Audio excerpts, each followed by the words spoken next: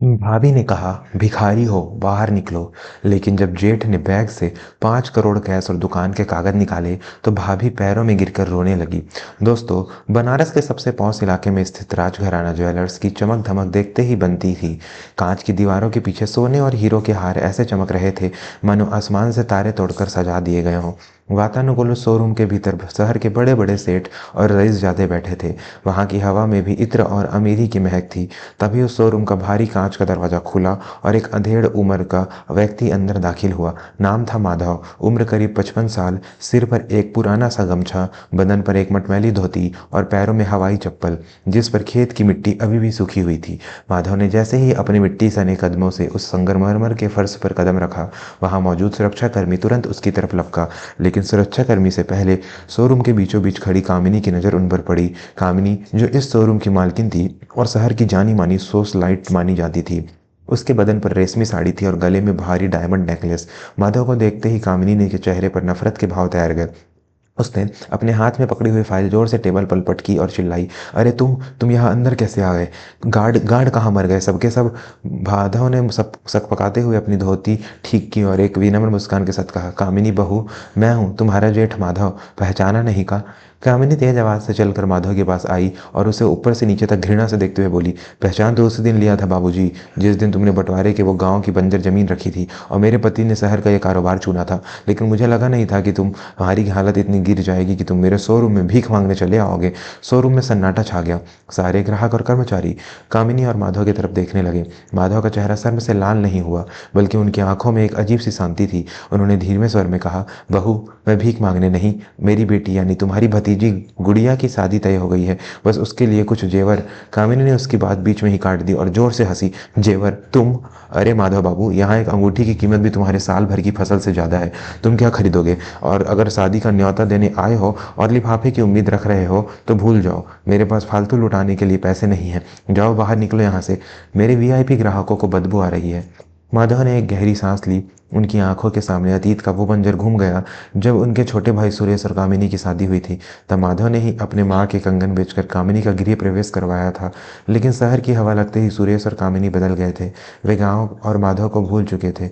माधव ने शांत स्वर में कहा, बहू, ग्राहक भगवान का रूप होता है। मैं तुम्हारे पास एक रिश्तेदार बनकर नहीं, एक ग्राहक बनकर आया हूँ। क्या तुम एक ग्राहक को भी दुकान से निकालोगी?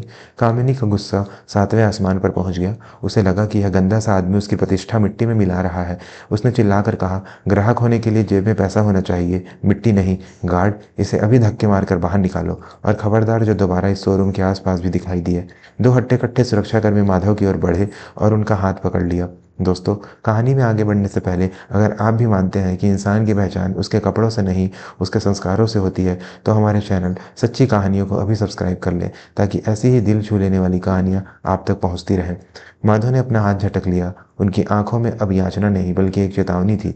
उन्होंने कामिनी की आंखों में आंखें डालकर कहा, हाथ मत लगाना, मैं खुद चला जाऊंगा। लेकिन कामिनी, याद रखना, घमंड का सिर हमेशा नीचा होता है। आज तुम जिसे मिट्टी समझकर रौंद रही हो, कल वही मिट्टी तुम्हारे पैरों के नीचे से खिसक सकती है। कामिनी ने मुंह बिचकाते हुए कहा, अरे जाओ जाओ, बहुत देखे हैं तुम्हारे जैसे उपदेश देने वाले, निकलो यहाँ से। माधव अभी पलटे ही थे कि शोरूम के मुख्य द्वार पर एक काली रंग की शानदार लग्जरी कार आकर रुकी। कार में एक सूट बूट पहने हुए व्यक्ति उतरा। उसे देखते ही शोरूम के सारे कर्मचारियों में हड़कंप मच गया। कामिनी भी तुरंत अपने चेहरे पर बनावटी मुस्कान लाकर दरवाजे की तरफ दौड़ी। यह व्यक्ति और कोई नहीं बल्कि राजघराना ज्वेलर्स फ्रेंचाइजी का मालिक मिस्टर खन्ना थे। कामिनी की दुकान इसी कंपनी की एक शाखा थी। कामिनी ने हाथ जोड़कर कहा, नमस्ते सर, आज अचानक आप यहाँ? आपने बताया होता तो हम स्वागत की तैयारी रखते।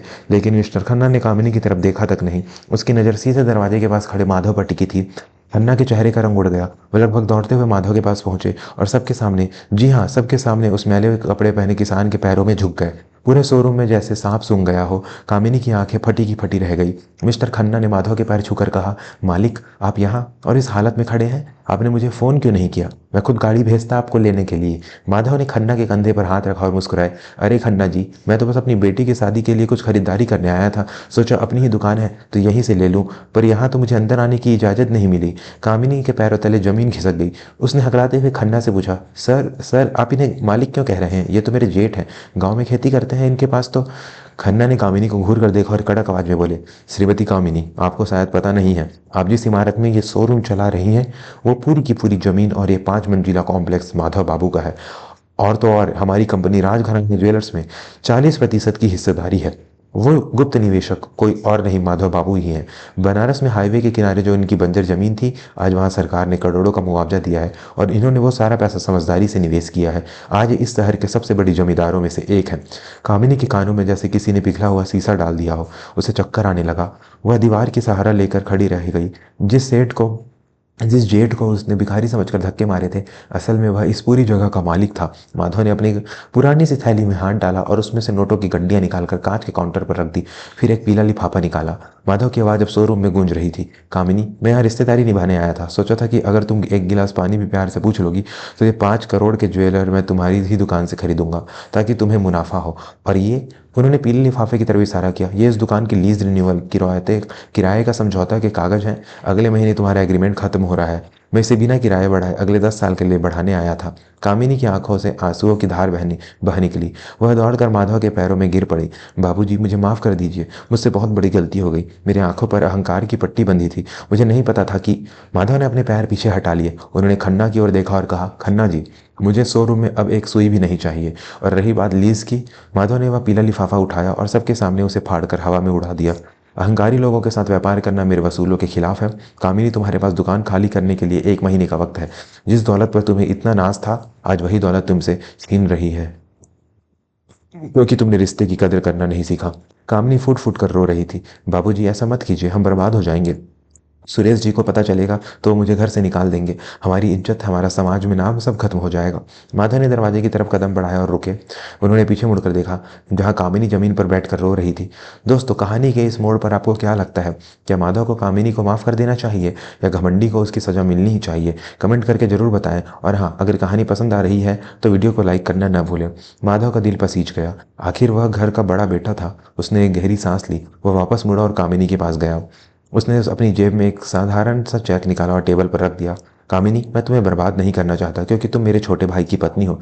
दुकान खाली मत करो, लेकिन एक शर्त है। कामिनी ने उम्मीद भरी नजरों से ऊपर देखा। क्या शर्त है बाबूजी? मैं कुछ भी करने को तैयार हूँ। माधव ने कहा, तुम्हें और सुरेश को अगले महीने मेरी बेटी की शादी में गांव आना होगा, और मेहमान बनकर नहीं, परिवार बनकर। शादी के सारे काम तुम अपने हाथों से करने होंगे। तुम्हें उन गांव वालों के बीच बैठना होगा जिन्हें तुम गंवार कहती हो। जिस दिन तुम्हें समझ जाओगे कि असली अमीरी दिल में होती है, तिजोरी में नहीं, उस दिन मैं ये दुकान तुम्हारे नाम कर दूंगा। कामिनी ने हाथ जोड़कर सिर झुका लिया। उसका अहंकार आंसुओं के साथ बह चुका था। उसने रोते हुए कहा, मैं आऊंगी बाबूजी, मैं वादा करती हूँ, अब कभी आपको शिकायत का मौका नहीं दूंगी। मुझे समझ आ गया है कि पेड़ चाहे कितना भी ऊंचा क्यों न हो जाए, अगर जड़ों से कट जाए तो उसका सूखना तय है। माधव ने मुस्कुराकर उसके सिर पर हाथ रखा। उस दिन शोरूम से माधव खाली हाथ नहीं निकले, बल्कि अपने खोए हुए परिवार को वापस पाकर निकले थे। मिस्टर खन्ना और वहां मौजूद सभी लोगों ने तालियां बजाकर माधव के बड़प्पन का सम्मान किया। माधव ने अपनी बेटी की शादी धूमधाम से की। सुरेश और कामिनी ने पूरे गांव के सामने माधव और भाभी के पैर छुए और माफी मांगी। गांव की उस कच्ची मिट्टी में कामिनी को वो सुकून मिला जो उसे शहर के वातानुकूलित शोरूम में कभी नहीं मिला था। निष्कर्ष, दोस्तों, ये कहानी हमें सिखाती है कि वक्त का पहिया कब घूम जाए कोई नहीं जानता।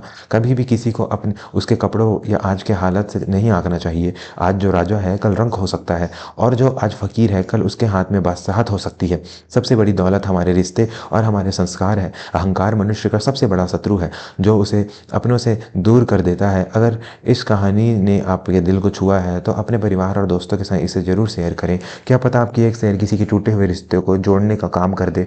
जाते जाते हमारे चैनल को सब्सक्राइब जरूर करें और बेल आइकन दबाएं, ताकि अगली वीडियो में नोटिफिकेशन सबसे पहले आपको मिले। नीचे कमेंट बॉक्स में जय हिंद या अपने शहर का नाम लिखना न भूलें। हम अगली वीडियो में आपका नाम जरूर लेंगे। धन्यवाद। आपका दिन शुभ हो।